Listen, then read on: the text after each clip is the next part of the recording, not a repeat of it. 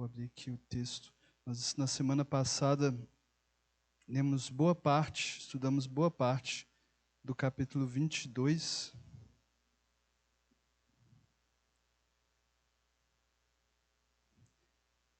Vamos começar recapitulando o capítulo 22. Nós lemos até o versículo 33 na última semana. Nós vamos terminar o capítulo 22, o capítulo 22 de Mateus, e vamos iniciar o capítulo 23. Se Deus quiser, nós conseguimos terminar hoje também. Vamos recapitular, irmãos. No capítulo 22 do Evangelho de Mateus, nós vemos que o Senhor Jesus entrou numa série de embates através de parábolas, né? Jesus fez diversos chamados de atenção aos fariseus e aos escribas e aos chefes dos sacerdotes ali do templo. Jesus, no primeiro momento, né, no começo do capítulo 22, vou voltar aqui para eu acompanhar, Jesus vai falar sobre a parábola do banquete de casamento. Deixa eu colocar aqui. E na parábola do banquete de casamento, Jesus vai falar que o reino de Deus é como um rei que preparou um banquete de casamento para o seu filho, enviou servos para chamar aquelas pessoas que já tinham sido convidadas para o casamento, só que essas pessoas se recusaram a vir. E essa parábola conta, né? Jesus conta que o rei mandou outros servos, mas eles não deram atenção.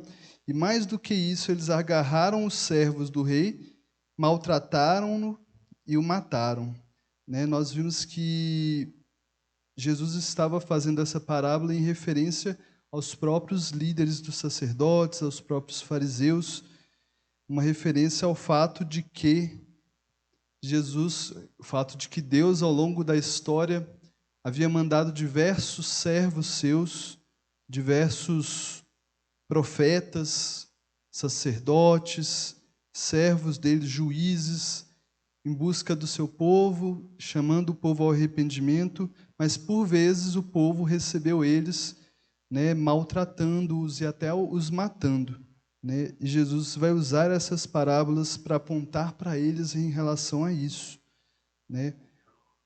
A parábola vai continuar e Jesus vai contando que o rei ficou muito irado pelo fato desses servos, dessas pessoas, desses convidados recusarem o chamado e, além de recusarem, maltratarem os seus servos, ao ponto de que ele mandou, né, o seu exército e destruiu os assassinos e queimou a cidade deles.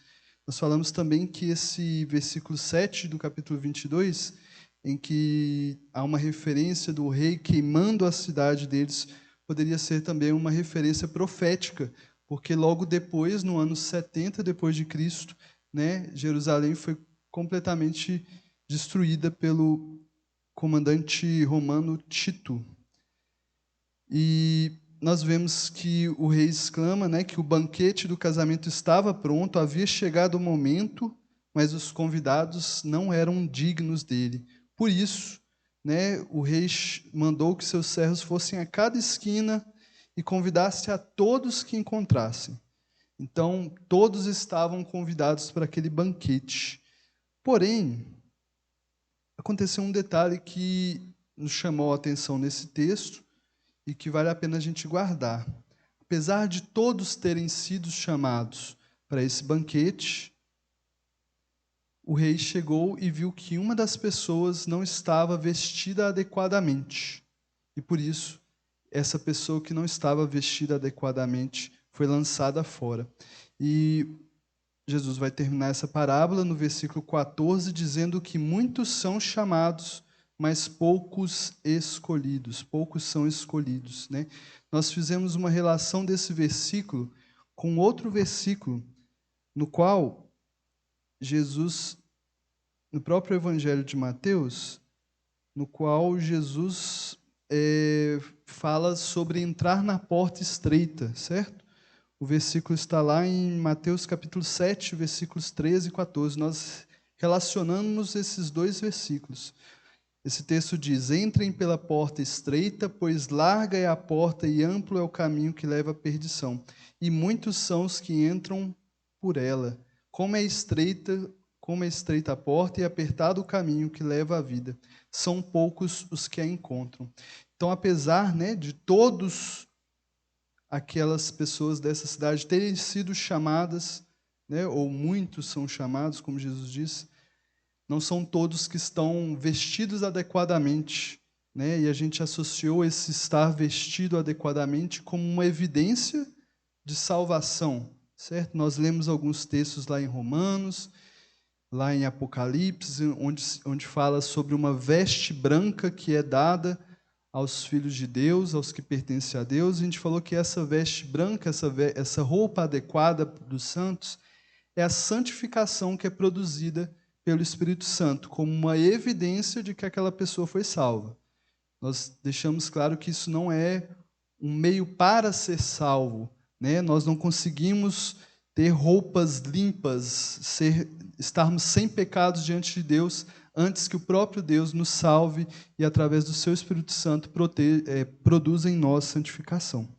Então, nós lemos essa parábola na qual Jesus alertou contra os fariseus e os publicanos, mas também alertou a todos os outros que estavam sendo convidados para a festa, de que havia uma roupa adequada e que aqueles que ouvissem o chamado deveriam, né, produzir frutos que mostrassem que eles foram realmente salvos por Jesus.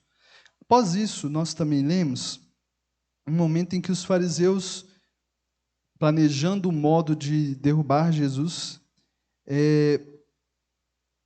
enviaram, né, os seus discípulos juntos com o Herodiano. E nós vimos que isso foi uma estratégia bem maquiavélica, porque os herodianos eram os judeus que apoiavam o império, né, a dinastia de Herodes. E por isso eles colocaram Jesus numa encruzilhada, porque eles perguntaram para Jesus: Jesus, é lícito pagar imposto a César ou não? Nós vimos que, diante das possibilidades de resposta, seria como se Jesus estivesse numa sinuca de bico, ou seja, numa situação que não tem como fugir.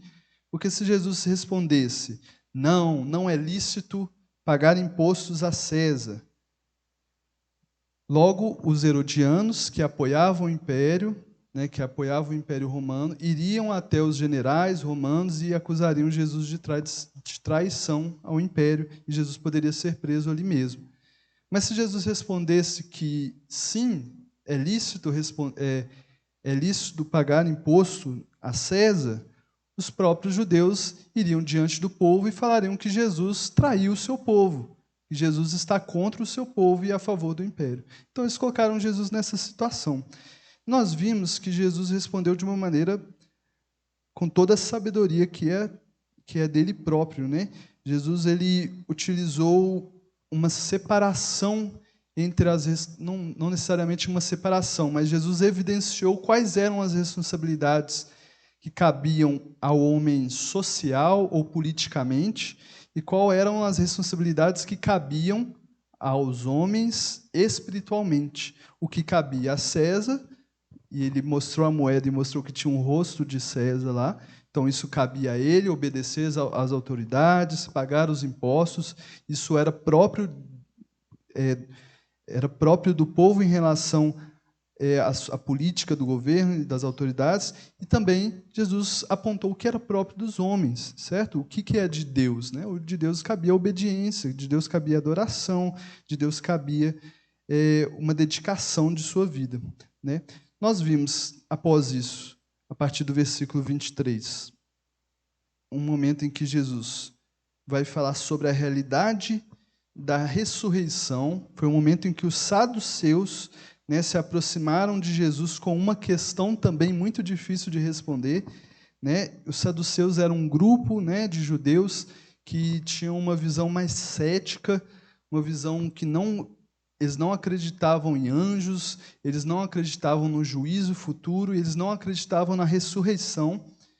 e nós vimos que eles chegaram a Jesus com uma questão que seria uma forma de demonstrar, que eles acreditavam que demonstraria que a ressurreição não é algo sensato. Como que eles fizeram isso? Eles utilizaram uma lei lá do Antigo Testamento, né, que é a lei do levirato, uma lei que colocava na responsabilidade de um irmão. Então, explicar, eu vou ler o texto para eu não me confundir aqui. Ó. Lá em Deuteronômio 25, versículos 5 e 6. A lei do levirato diz assim: se dois irmãos morarem juntos e um deles morrer sem deixar filhos, a sua viúva não se casará com alguém de fora da família. O irmão do marido se casará com ela e cumprirá com ela o dever de cunhado. Daí vem a palavra levirato, tá, irmãos? Levirato, o significado dessa palavra é cunhado. Então, aqui, cumprirá com ela o dever de levirato, ou o dever de cunhado. O primeiro filho que ela tiver levará o nome do irmão falecido, para que o seu nome não seja apagado de Israel. Então, eles apresentaram a Jesus essa questão. Essa lei do levirato, ela dava uma obrigatoriedade ou a oportunidade de que o irmão mais velho de dois irmãos, no qual esse outro irmão tivesse morrido, esse outro irmão tinha o dever de casar com a esposa do falecido. E o primeiro filho que nascesse iria dar continuidade à linhagem daquele que morreu. Eles pegaram essa lei, né, do Antigo Testamento, lá de Deuteronômio, da lei, e eles colocaram uma situação para Jesus. Eles falaram: Jesus, imagina uma família de 7 irmãos. Estou parafraseando, falando de modo mais simples, mas imagina que há 7 irmãos, né, e o primeiro casou-se e morreu sem ter filhos. Então veio o próximo irmão e casou com a mulher dele. Só que esse próximo irmão também morreu. E, assim sucessivamente, os 7 irmãos casaram com aquela mulher, e no final das contas todos morreram e a mulher também morreu.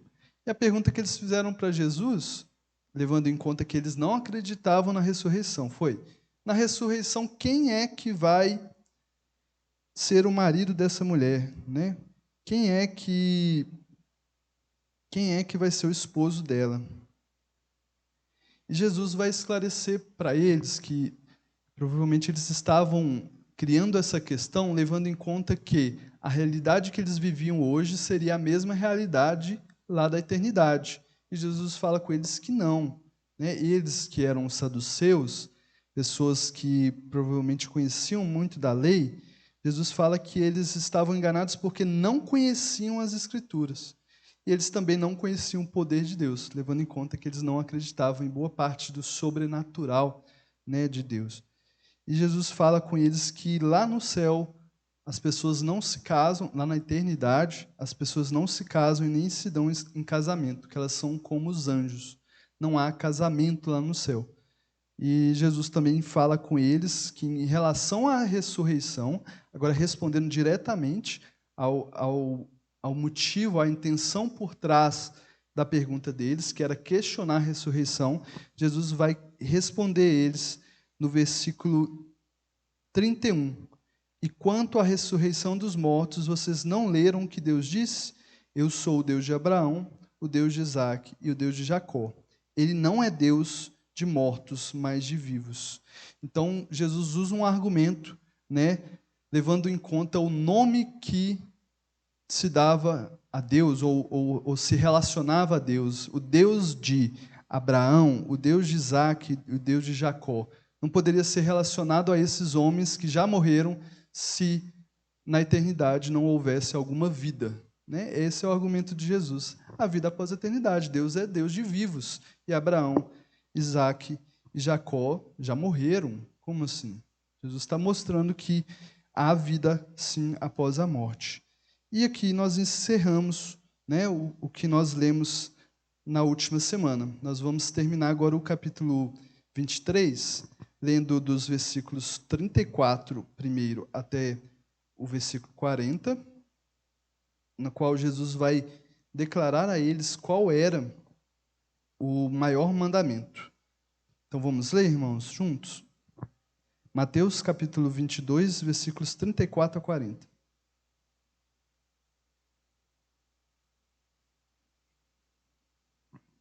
A palavra do Senhor diz assim: Ao ouvirem dizer que Jesus havia deixado os saduceus sem resposta, os fariseus se reuniram. Um deles, perito na lei, o pôs à prova com esta pergunta: Mestre, qual é o maior mandamento da lei? Respondeu Jesus: Ame o Senhor, o seu Deus, de todo o seu coração, de toda a sua alma e de todo o seu entendimento. Este é o primeiro e maior mandamento. E o segundo é semelhante a esse: ame o seu próximo como a si mesmo. Destes dois mandamentos dependem toda a lei e os profetas. Os fariseus, ao verem que Jesus havia vencido o embate, deixado os saduceus ali sem resposta, de maneira magistral, eles tentam colocar Jesus à prova mais uma vez. Não sei se os irmãos lembram, na última semana nós vimos que quando os fariseus, os líderes dos sacerdotes, eles viram que Jesus estava falando deles, a reação deles não foi de arrependimento ou tristeza. Nós até comparamos com uma situação lá do Antigo Testamento, onde um profeta questionou o pecado de Davi, e assim que ele utilizou também de uma parábola, e assim que Davi foi questionado e foi dito que era ele aquela pessoa da parábola, Davi disse: pequei contra o Senhor. Davi se arrependeu imediatamente. Mas nós vimos que com os fariseus e com os líderes dos sacerdotes não foi assim, que eles endureceram o coração e passaram a planejar uma maneira de pegar Jesus ali nas suas palavras, de levar Jesus a ser preso e, consequentemente, a ser morto. E aqui é mais um desses momentos. Eles se chegam diante de Jesus e fazem perguntas que podem ter algum peso, que talvez entre eles gerasse muita discussão, muitos questionamentos, que pudessem deixar parte do povo contra eles, ou parte de uma outra parcela do povo também contra eles, porque eram questões que não tinham uma só resposta, entre eles. Só que Jesus responde que, de maneira magistral, que o maior mandamento é amar o Senhor teu Deus de todo o teu coração, de toda a tua alma e de todo o seu entendimento. E que o segundo maior mandamento é amar o próximo como a si mesmo. E esses dois mandamentos são a base de todos os outros.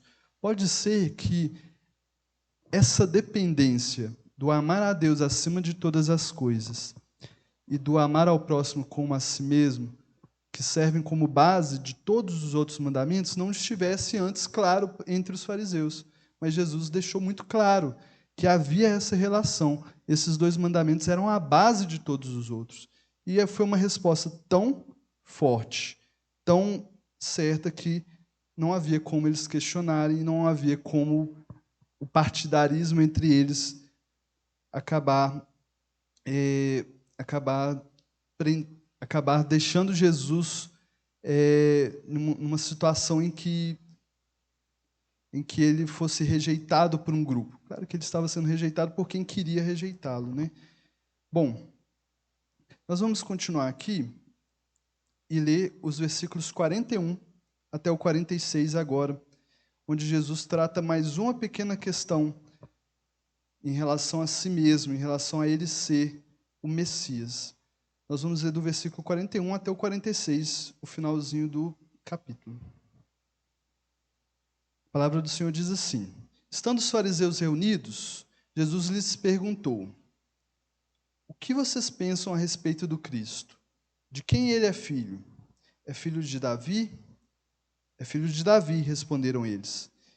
Ele lhes disse: Então como é que Davi, falando pelo Espírito, o chama Senhor? Pois ele afirma: O Senhor disse ao meu Senhor: Senta-se à minha direita, até que eu ponha os teus inimigos debaixo dos teus pés.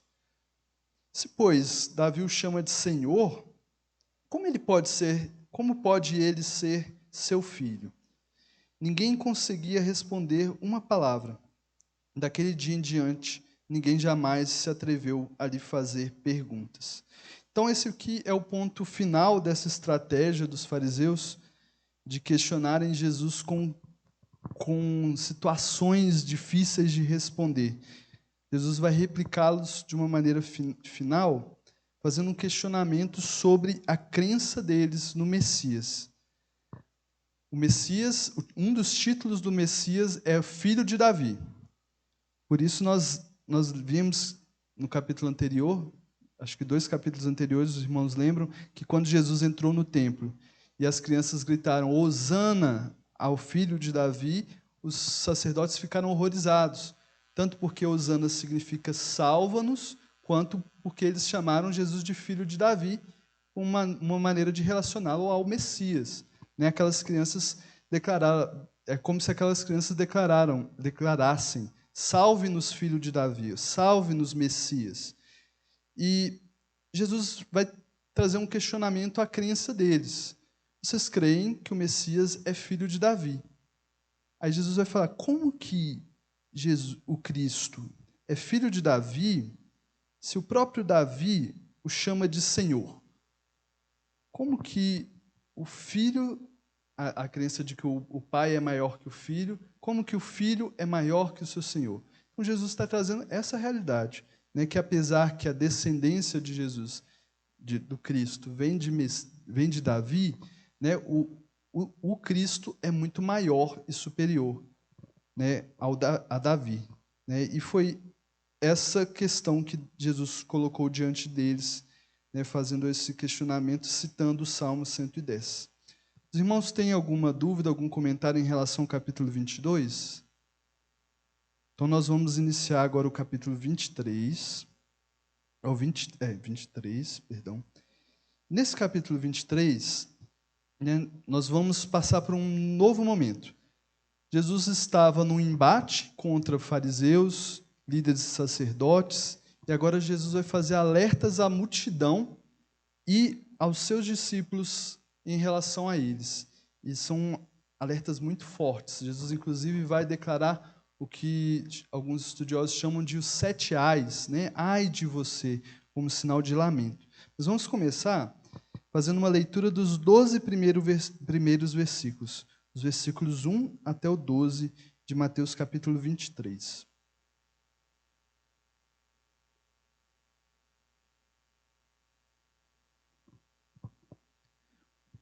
Vamos lá, irmãos. A palavra do Senhor diz assim. Mateus capítulo 23. Então Jesus disse à multidão e a seus discípulos, os mestres da lei e os fariseus se assentam na cadeira de Moisés.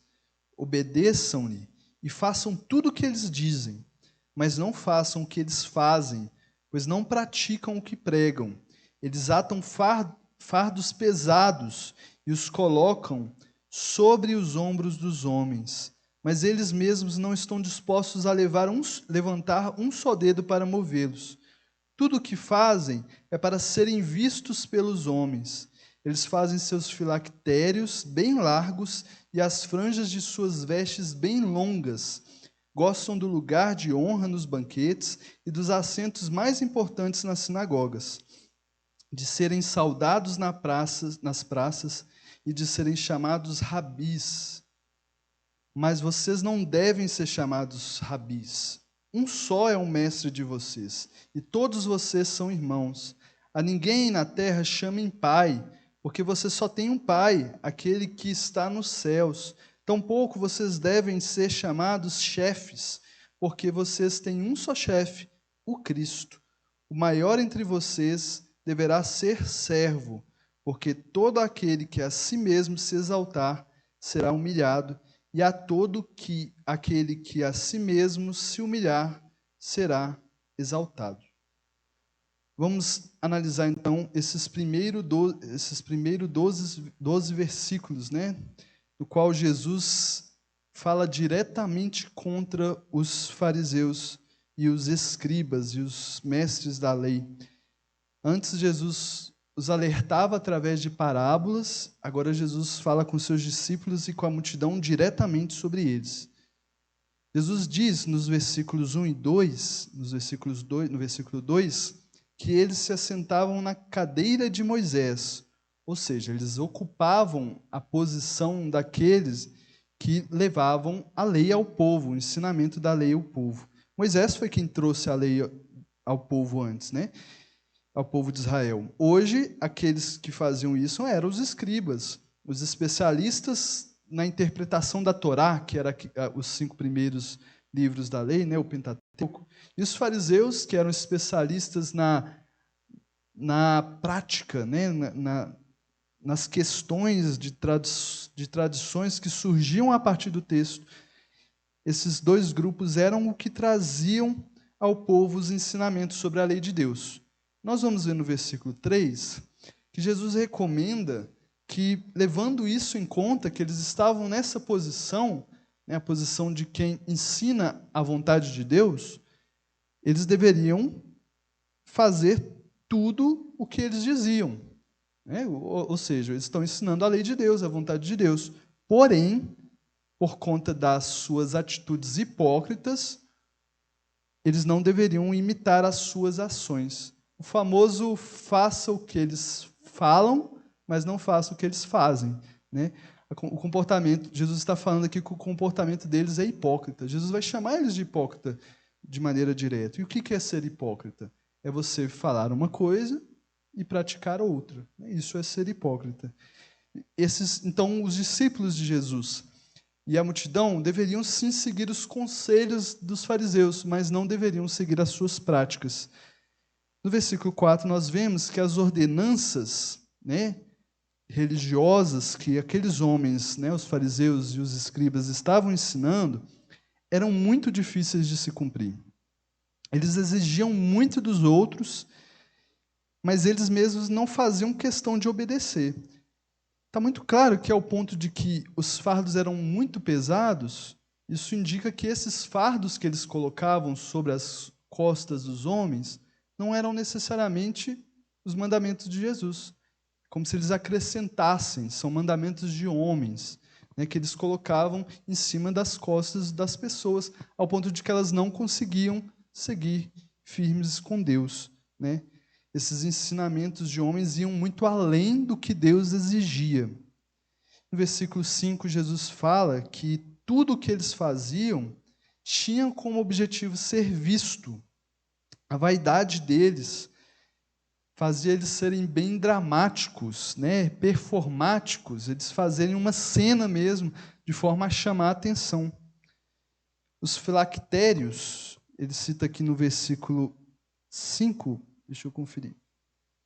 Filactérios, o que eram filactérios? Eram caixinhas cúbicas, na verdade, cubos, que tinham pedaços com a palavra de Deus, com passagens bíblicas. Eles amarravam na mão esquerda e na testa. Eles faziam isso como parte de um ensinamento que tinha lá no Antigo Testamento. Vamos ler também para a gente entender o porquê que eles faziam isso. Está lá em Deuteronômio, capítulo 11, versículo 18.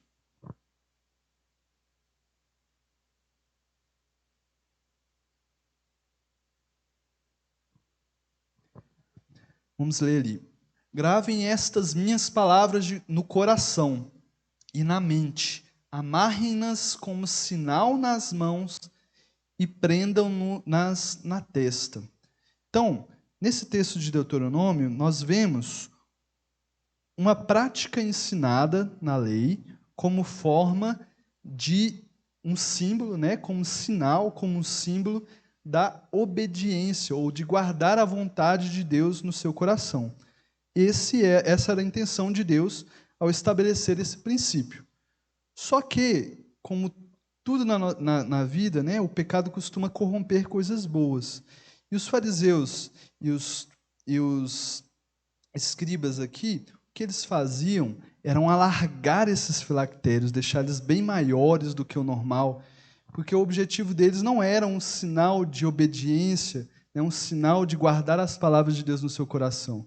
Era de parecer isso. Então o pecado corrompeu a atitude deles.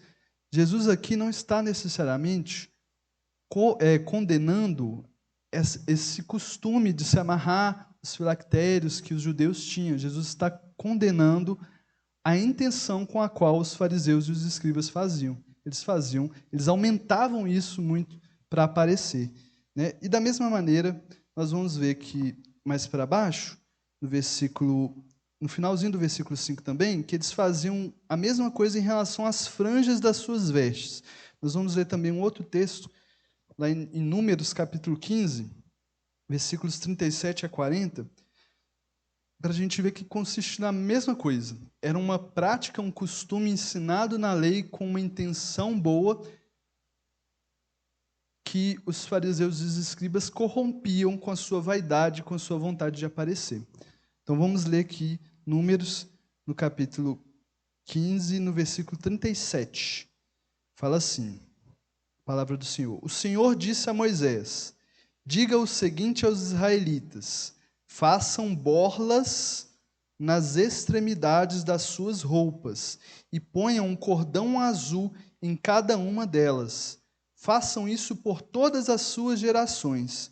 Quando virem essas borlas, vocês lembrarão de todos os mandamentos do Senhor, para que lhe obedeçam e não se prostituam, nem sigam as inclinações do seu coração e dos seus olhos. Assim vocês se lembrarão de obedecer a todos os meus mandamentos, e para o seu Deus vocês serão um povo consagrado.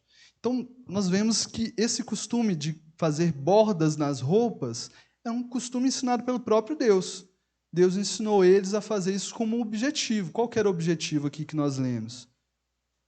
Era lembrar, vamos dizer aqui, no versículo, lembrar, vocês se lembrarão de todos os mandamentos do Senhor para que lhes obedeçam. Então, o objetivo de Deus era que um símbolo, uma marca, alguma coisa na roupa deles, que quando eles olhassem, eles lembrassem disso.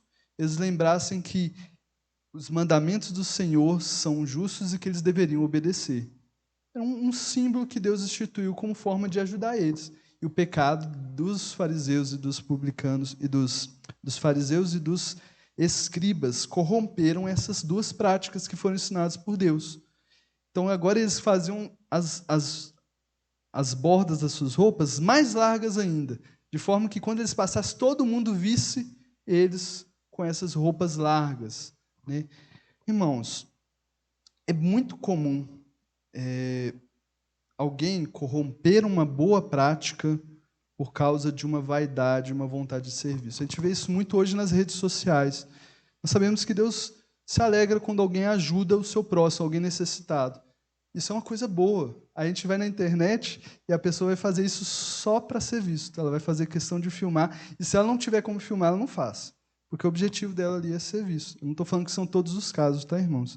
Mas nós vemos que o pecado ele entra nas boas intenções que a gente tem e corrompe elas, né? A gente vê também que, às vezes, a vaidade ela pode nos contaminar em vários momentos, seja na igreja ou fora da igreja, né? Nós estamos aqui para servir ao Senhor, mas se a gente fosse visto de maneira mais proeminente, isso pode afetar a nossa vaidade. E nós vemos que os fariseus e os escribas são criticados por isso, porque eles usavam mandamentos de Deus, né, eles usavam ensinamentos do próprio Deus como modo de se promover e passar uma imagem, né, uma imagem de santos, como quando nós vimos nos versículos passados que, quando era para praticar as boas obras mesmo, eles não moviam um dedo para isso. Mas quando era para parecer praticante, eles faziam questão, né? Então, aqui está a crítica que Jesus faz a eles, né? Eles estavam praticando os ensinamentos de Deus que tinham o objetivo de lembrá-los dos mandamentos, de lembrá-los de obedecer, mas fazendo com a intenção de serem vistos. Aí nós vamos para os versículos 6 e 7, que Jesus continua falando disso, dessa vaidade, dessa intenção de aparecer que eles tinham. Eles gostavam das posições de honra, né, de se sentirem importantes. Eles gostavam de ser chamados de rabis, ou mestres, né? É chique de ser chamado de mestre.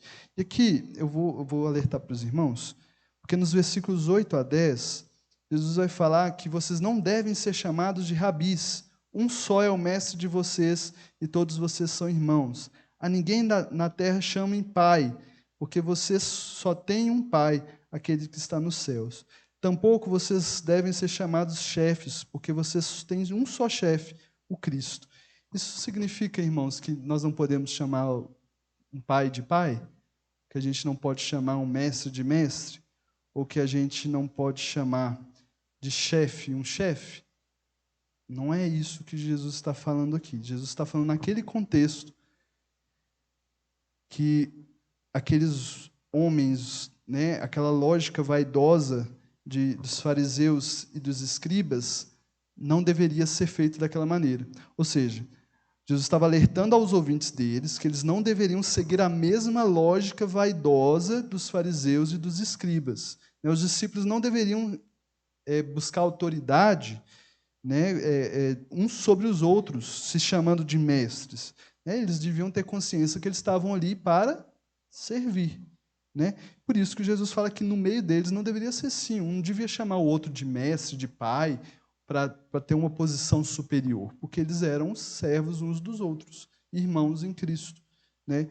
Então, Jesus não está proibindo o uso de termos como mestre, pai, ou guia, né? ou chefe, mas Jesus está proibindo os discípulos de usarem isso com a intenção orgulhosa, com a intenção vaidosa, de se sentirem superiores aos seus irmãos, porque eles não eram.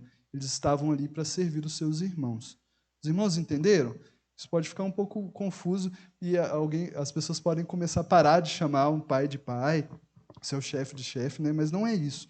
Aqui o ponto é a intenção orgulhosa e vaidosa que os fariseus e os escribas tinham.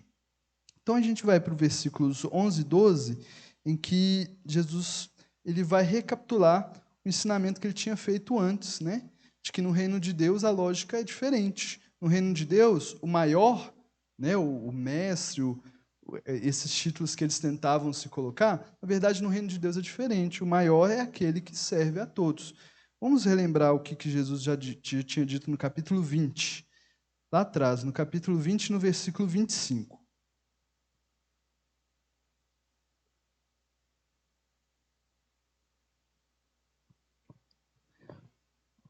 Olha só o que Jesus tinha dito. Nós estudamos isso algumas semanas atrás. Jesus os chamou e disse: vocês sabem que os governantes das nações as dominam. As pessoas importantes exercem poder sobre elas. Não será assim entre vocês. Ao contrário, quem quiser tornar-se importante entre vocês deverá ser servo. E quem quiser ser o primeiro deverá ser escravo, como o Filho do Homem que não veio para ser servido, mas para servir e dar a sua vida em resgate de muitos. Então Jesus recapitula aqui, né, e traz a eles o que ele já tinha ensinado antes para os seus discípulos, traz para toda a multidão o que ele já tinha ensinado para os seus discípulos, que no reino de Jesus a lógica é invertida. Muito comum a lógica de poder, que é a lógica do mundo, está um pouco entranhada na nossa mente. Nós consideramos que as pessoas que parecem mais poderosas ou ocupam uma posição hierárquica superior, né, líder, pastor, como se eles fossem superiores. Mas a lógica do reino é outra. Né? Na lógica do reino, um líder e um pastor, ele só está numa posição que capacita ele a servir muitas outras pessoas. Na prática, é essa pessoa que está servindo mais. Né? Então, quem quer ser grande no reino de Deus não deve procurar uma posição de poder, mas deve procurar maneiras de servir melhor, com tudo que tem, com tudo que pode. Né? É isso que faz uma pessoa grande no reino de Deus. Jesus ensina isso. Né? É quem serve. Né? E Jesus próprio deu o exemplo. Ele, sendo o maior de todo o universo, não veio para ser servido, mas veio para servir, dando a sua vida em resgate de muitos. Né? E Jesus ele fala isso, uma forma de criticar a atitude dos fariseus e dos escribas que preferiam a honra de se sentirem superiores do que entender a lógica do reino de que era de servir uns aos outros. Bom, irmãos, vamos ler agora dos versículos 13 a 36. É um trecho longo, mas é um trecho onde Jesus vai se dirigir diretamente aos escribas e fariseus. Jesus estava falando com os discípulos e com a multidão, agora Jesus vai se dirigir diretamente aos escribas e fariseus, sem parábolas, falando claramente, né, e vai proferir 7 ais, né, que são condenações. Um ai na Bíblia ele pode significar uma condenação ou um lamento, ou as duas coisas, né? Ai dele, né, pode ser uma condenação ou um lamento, né? E Jesus vai falar às vezes um pouco com os dois sentidos. Nós vamos analisar aqui. Então vamos ler os versículos 13 ao 36 e depois vamos analisar. A palavra do Senhor diz assim: Ai de vocês, mestres da lei e fariseus hipócritas, vocês fecham o reino dos céus diante dos homens. Vocês mesmos não entram, nem deixam entrar aqueles que gostariam de fazê-lo. Ai de vocês, mestres da lei e fariseus hipócritas, vocês devoram as casas das viúvas e para disfarçar fazem longas orações, por isso serão castigados mais severamente. Ai de vocês, mestres da lei e fariseus hipócritas, porque percorrem terra e mar para fazer um convertido, e quando conseguem, vocês o tornam 2 vezes mais filhos do inferno do que vocês.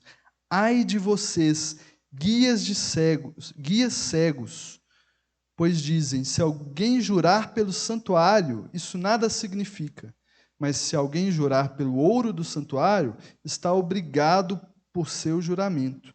Cegos, insensatos, que é mais importante, o ouro ou o santuário que santifica o ouro?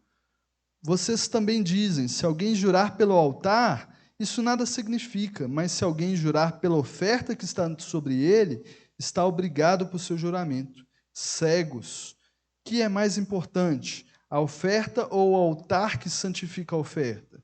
Portanto, aquele que jurar pelo altar, jura por ele e por tudo o que está sobre ele.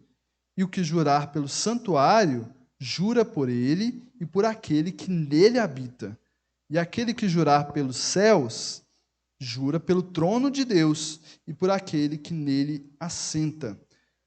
Ai de vocês, mestres da lei e fariseus hipócritas, vocês dão o dízimo da hortelã e do entro e do cominho, mas têm negligenciado os preceitos mais importantes da lei: a justiça, a misericórdia e a fidelidade. Vocês devem praticar estas coisas sem omitir aquelas. Guias cegos, vocês coam um mosquito e engolem um camelo. Ai de vocês, mestres da lei e fariseus hipócritas, vocês limpam o exterior do copo e do prato, mas por dentro eles estão cheios de ganância e cobiça. Fariseu cego, limpe primeiro o interior do copo e do prato, para que o exterior também fique limpo.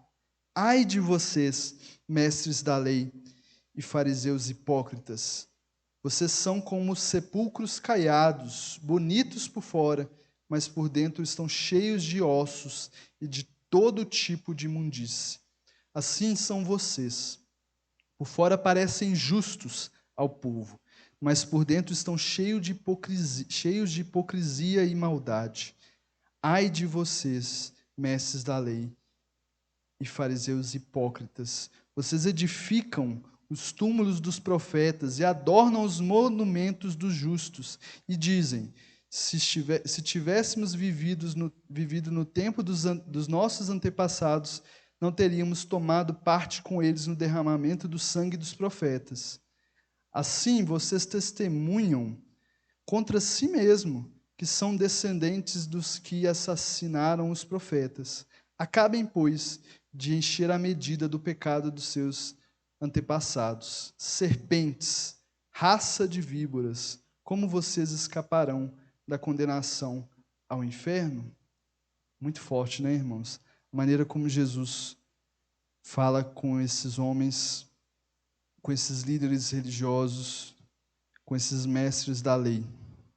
Nós vemos na palavra que Jesus ele entrou em embate com poucas pessoas, né? Nós não vemos Jesus entrando em embates com gentios propriamente dito, mas nós vemos Jesus entrando em embates, né? Em confrontos, Jesus condenando muito a prática daqueles que deveriam ser os guias do povo, né? Os líderes, os mestres da lei. E Jesus vai começar no versículo 13, né? No primeiro ai, condenando o fato dos mestres da lei e dos fariseus, de maneira hipócrita, fecharem o reino dos céus diante dos homens. Eles impediam que outras pessoas entrassem no reino de Deus. Eles mesmos não entravam, né, por sua hipocrisia e orgulho, e ainda impediam os outros de entrarem. Como eles faziam isso? Como eles impediam? Né? Colocando grandes fardos nas costas deles, né? Colocando ensinamentos exigindo deles coisas que o próprio Deus não exigia, colocando nas costas dos mais simples e dos pequenos fardos tão grandes que eles não conseguiam permanecer em Deus e acabavam caindo, né?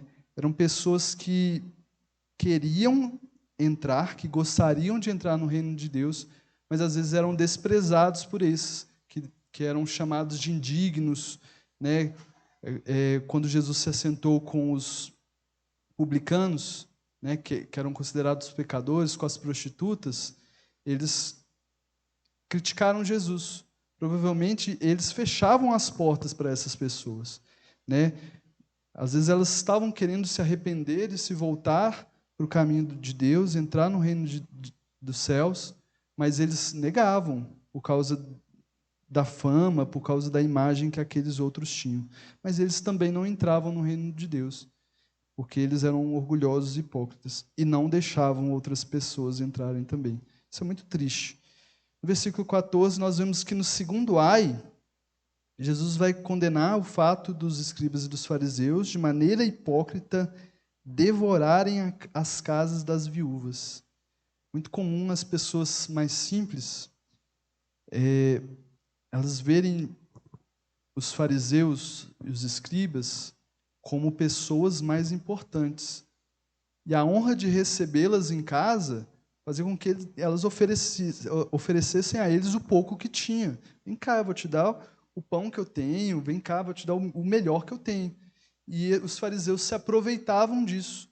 Eles devoravam as casas das viúvas, né? Eles pegavam mais do que lhe era devido, né? Na verdade, não havia nada devido aqui, mas eles se aproveitavam dessa posição deles para devorar as casas das viúvas, né?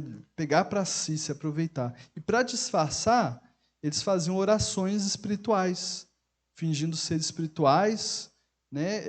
Fingindo que a presença deles ali era algo espiritual, é algo divino, mas na verdade estavam ali só para comer a comida delas, para acabar com os recursos que elas tinham, né? Com pouco que essas viúvas tinham. A posição de viúva na sociedade antiga era uma posição desprotegida, digamos assim. Na sociedade judaica, as mulheres não tinham direito à herança, então elas estavam mais expostas, né?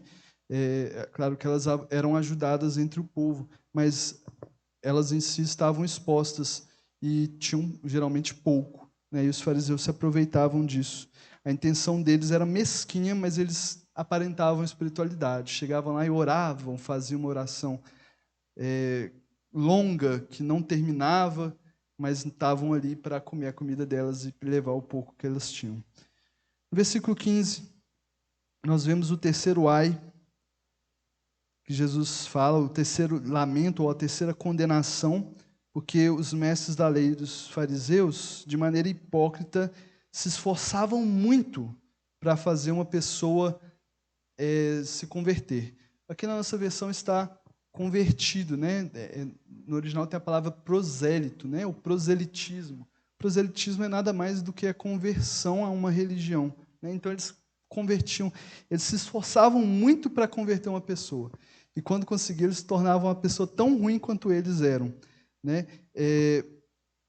eles guiavam essas pessoas a serem tão vaidosas e orgulhosas quanto eles mesmos eram.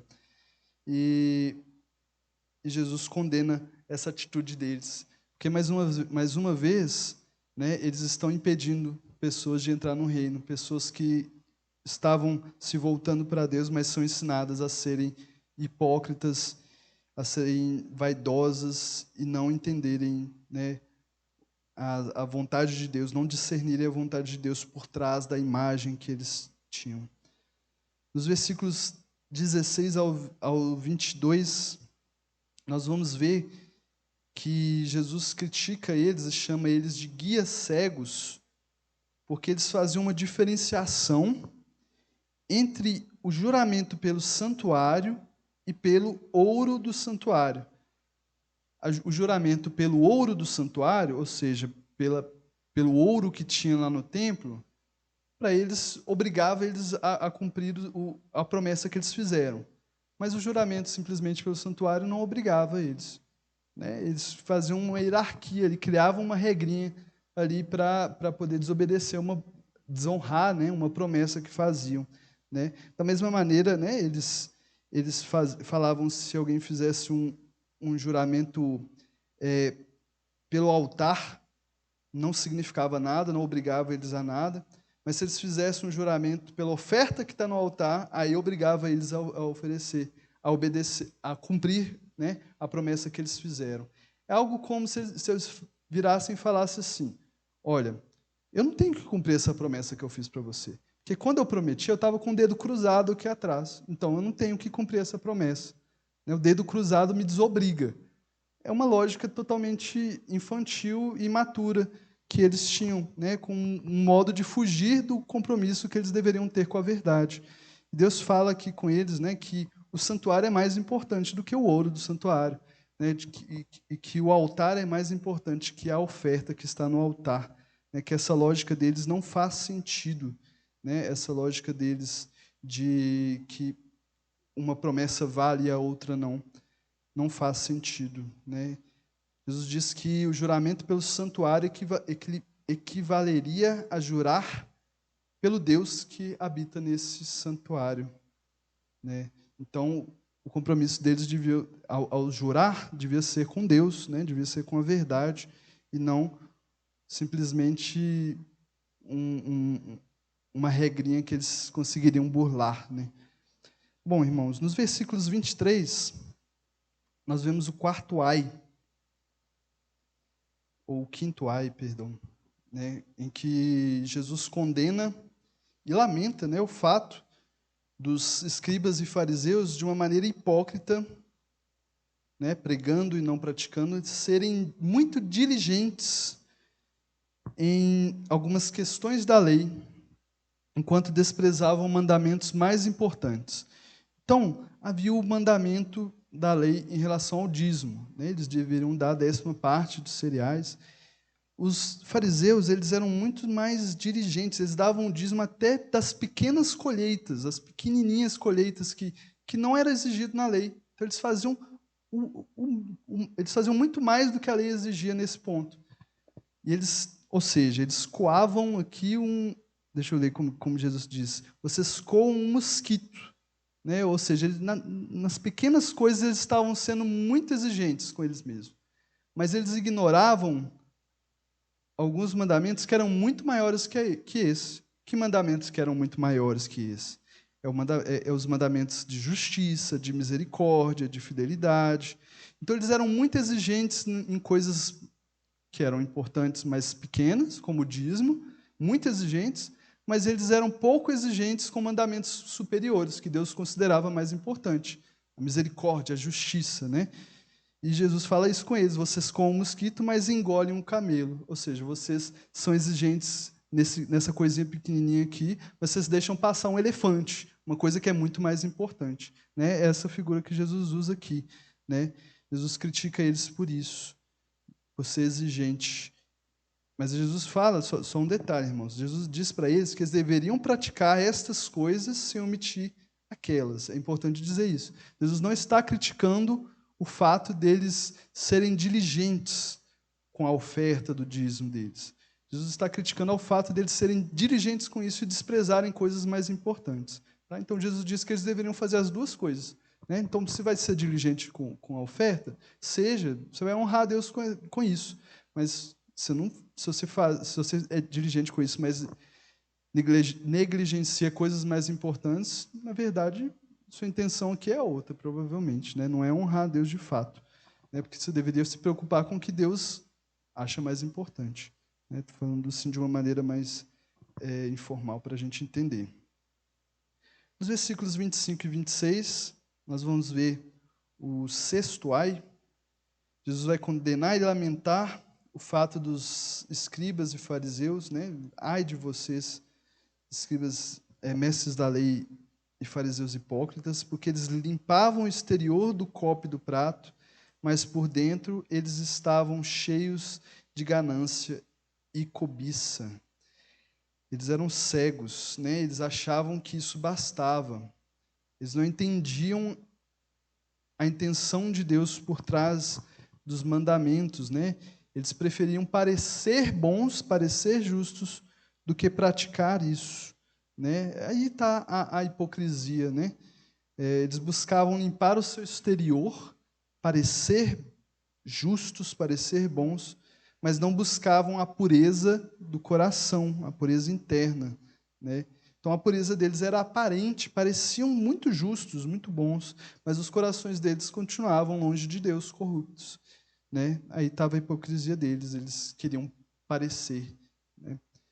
Nos versículos 27 e 28, Jesus continua, né, dizendo que eles eram semelhantes a sepulcros caiados, né? Caiados eram sepulcros pintados de cal branca, né?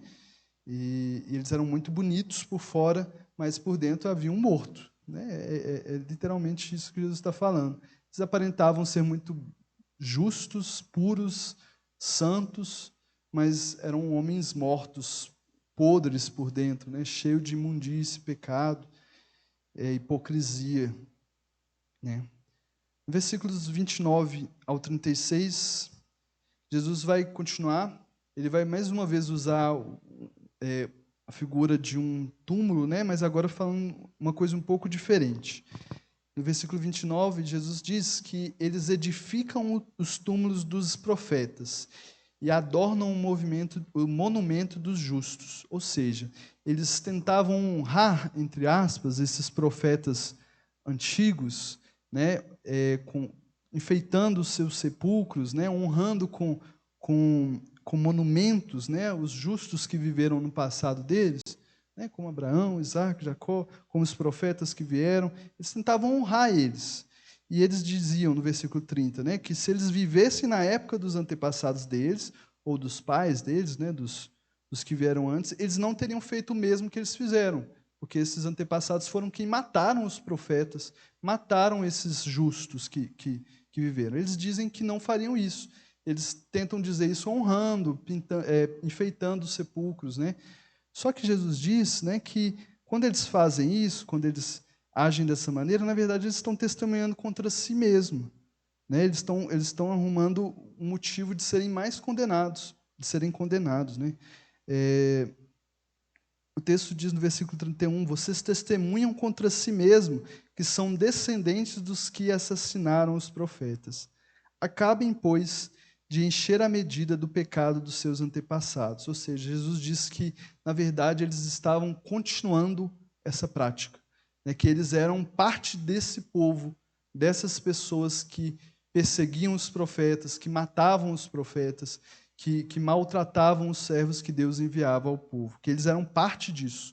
É isso que Jesus está falando. Jesus vai terminar chamando eles de raça de víboras, dizendo que eles, perguntando, né, como eles escaparão da condenação ao inferno, ou seja, essa condenação era iminente, né? Eles estavam ali diante da oportunidade que eles teriam para se salvar, mas no final das contas eles preferiam fazer parte do grupo de pessoas que rejeitavam os profetas que Deus mandava, que os perseguiam, que os matava, né? Jesus, vamos lá, vamos ler um pouquinho mais. Perdão, nós lemos até o 32, certo? 33, isso. Nós vamos ler agora o 34 até o 37. 34 até o 37. 37 nós vamos ler, não. 34 até o 36. Só para a gente comentar esses dois últimos versículos, a gente vai para a última parte. Versículo 34. Diz assim: Por isso eu lhes estou enviando profetas, sábios e mestres. A uns vocês matarão e crucificarão, a outros vocês açoitarão nas sinagogas de vocês e perseguirão de cidade em cidade. E assim sobre vocês recairá todo o sangue justo derramado na terra, desde o sangue do justo Abel até o sangue de Zacarias, filho de Baraquias, a quem vocês assassinaram entre o santuário e o altar. Eu asseguro que tudo isso sobrevirá a essa geração. Então, Jesus estava condenando os fariseus e os escribas pelo fato de eles honrarem os profetas e os justos, né? Enfeitando o seu túmulo, mas na verdade, eles faziam parte do grupo que os perseguia. Eles eram parte, na prática, eles agiam da mesma maneira que os seus antepassados agiam. Jesus diz, de maneira profética, que ele mandaria profetas, sábios e escribas, e eles continuariam agindo da mesma maneira. Provavelmente, Jesus estava se referindo a ele próprio e os apóstolos, né? E os discípulos que seriam enviados logo após a morte e ressurreição de Jesus. Nós vemos que houve uma grande perseguição ali, após Jesus ressuscitar. E Jesus está meio que profetizando que eles iriam matar os apóstolos, que iriam crucificá-los, açoitá-los e persegui-los. E dessa maneira eles seriam condenados por fazer parte do grupo de pessoas que antes perseguiram desde Abel, que Jesus vai citar o primeiro homem justo lá, até Zacarias, representando todo esse período da Bíblia, do primeiro até o último profeta ali. E, em vez deles responderem à oportunidade única que eles estavam tendo de receber o Messias, e ser parte do reino de Deus, a geração deles continuaria a derramar sangue justo, agora de Jesus e dos seus discípulos, e assim eles seriam alvos da ira de Deus, juntamente com todos esses que vieram antes. É muito forte o que Jesus falou aqui com os fariseus e com os escribas, Jesus expôs toda a hipocrisia que havia dentro deles. Esse texto serve muito para nós nos questionarmos dia a dia. É muito fácil a gente entrar nessa posição de orgulho, essa posição de vaidade. É muito fácil. Porque o reino de Deus se organiza. O reino de Deus não, a igreja, a instituição igreja, no mundo se organiza de maneira muito semelhante à administração que se faz em todo mundo, A igreja vai ter uma administração, vai ter uma hierarquia, Algumas pessoas vão ser colocadas em posições diferentes do outro para fazerem o seu trabalho. É muito fácil a gente associar a realidade que há no mundo, em que as pessoas que ocupam posições maiores, superiores na hierarquia, são de fato mais importantes. Mas no reino de Deus não é assim. A gente tem que se proteger dessa vaidade, de parecer religioso, de fazer coisas e exigir dos outros, coisas que o próprio Deus não exige delas. Tem pessoas que querem vir a Deus, mas muitas vezes são afastadas de Deus por conta de mandamentos de homens. Elas vêm a Jesus buscando o fardo de Jesus, que é leve, mas elas encontram pessoas querendo colocar fardos pesados nas costas delas.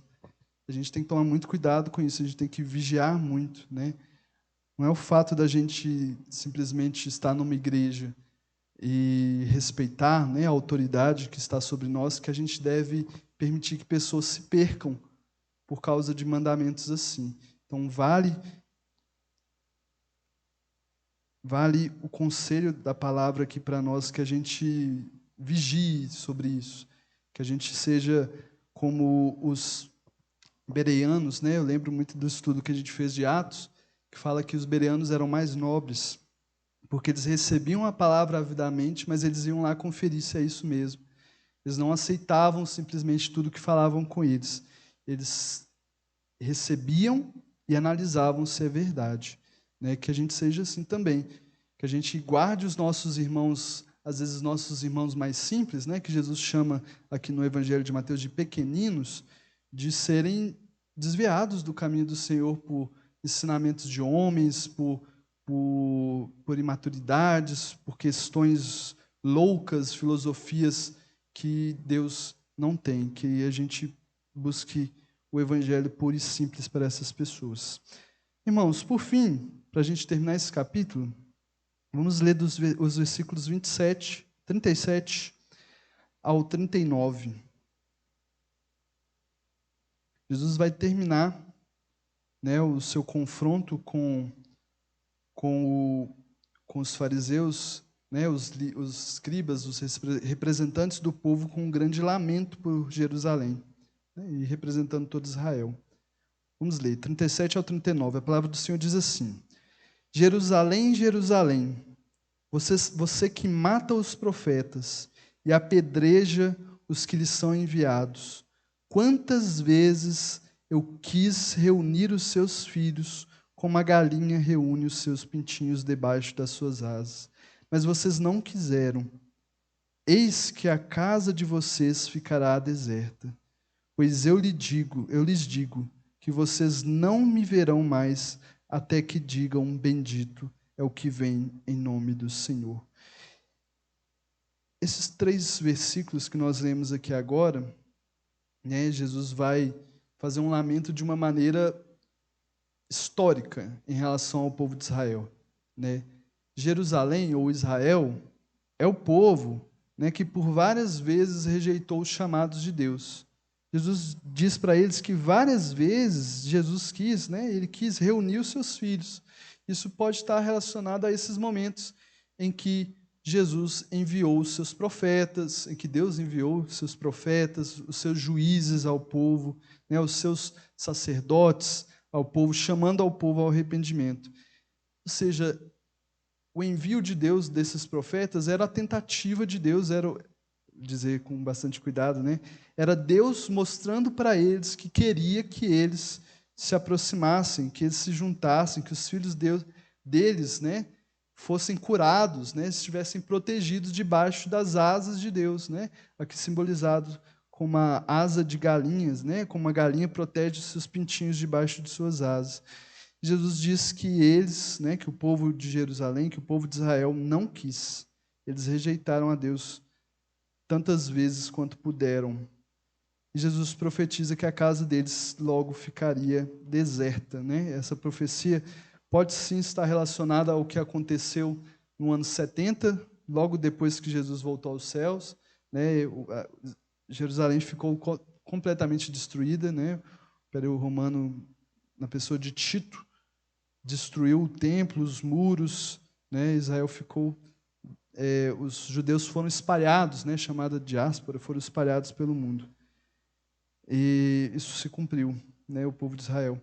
E é dito que Jesus profetiza que eles não veriam mais ele, né? O povo de Jerusalém, o povo de Israel não veria mais ele, até que eles dissessem: bendito é o que vem em nome do Senhor, até o dia do Senhor em que ele virá nas alturas.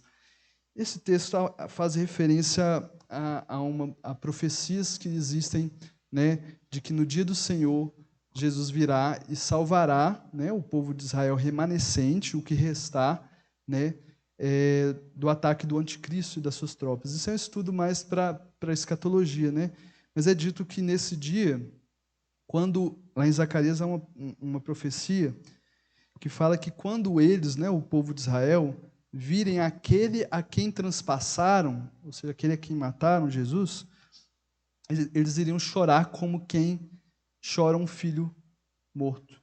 Né? Eles iam se arrepender profundamente, né? E ali, né, Deus derramaria um espírito de súplica sobre eles, né? Que seria o momento em que Deus os levaria ao arrependimento. Os levará, né? Isso está no futuro, né? Isso é uma profecia lá para o futuro do povo de Jerusalém, de Israel, aqui, que ainda vai se cumprir, né? Então, Jesus aqui dá o ponto final deles em relação ao povo de Israel. Eles rejeitaram a oportunidade que tiveram. E que na nossa vida e prática, né, de fé, a gente nunca se permita se colocar nessa posição de religiosos, tá, irmãos? A religiosidade, a religião é um termo que não é ruim, né? A palavra religião significa religar-se a Deus, né? Não é uma palavra ruim, mas existe o termo pejorativo, né, de religioso, que se relaciona exatamente ao que nós lemos aqui. Pessoas que parecem algo, mas que na prática não são. A nossa vida, nossa prática de fé com Deus não pode ser hipócrita, né? Deus prefere o pecador que se chega nele pedindo misericórdia do que aquele que se acha numa posição boa, mas na verdade está cheio de pecados escondidos. Deus prefere a sua sinceridade e seu arrependimento do que sua posição aparentemente boa. Então, que Deus nos guarde dessa posição de religiosos, que Deus nos guarde de permitir que mandamentos de homens afastem pessoas de Deus, que Deus nos guarde da hipocrisia, de se apegar a mandamentos menores, mas desprezar os maiores mandamentos de Deus. Que Deus nos guarde disso tudo, porque a condenação desse povo aqui foi pesada, foram muitos ais para eles. E nós não somos desse grupo aqui não, nós somos do grupo que são os pobres de espírito, que são aqueles que reconhecem que nada tem para oferecer, que dependem totalmente do Senhor. Essa tem que ser a nossa posição. Nós somos dependentes do Senhor, não somos maiores do que nenhum dos irmãos, nós somos irmãos em Cristo, que estão chamados para servir uns aos outros. É isso que esse texto fala comigo e espero que tenha falado com a igreja também. Semana que vem eu vou deixar o pastor iniciar, o capítulo 24, que vai começar uma parte escatológica, do Evangelho de Mateus. Jesus vai falar das coisas do fim. Isso é escatologia, as coisas do fim. É um texto bem mais profundo, bem mais difícil, e os irmãos já podem se preparar lendo esse capítulo 24 para a próxima semana. Amém, irmãos? Irmãos, tem alguma dúvida, algum comentário? Acrescentando alguma coisa? Amém? Então, amém. Que Jesus continue nos abençoando. Em nome de Jesus.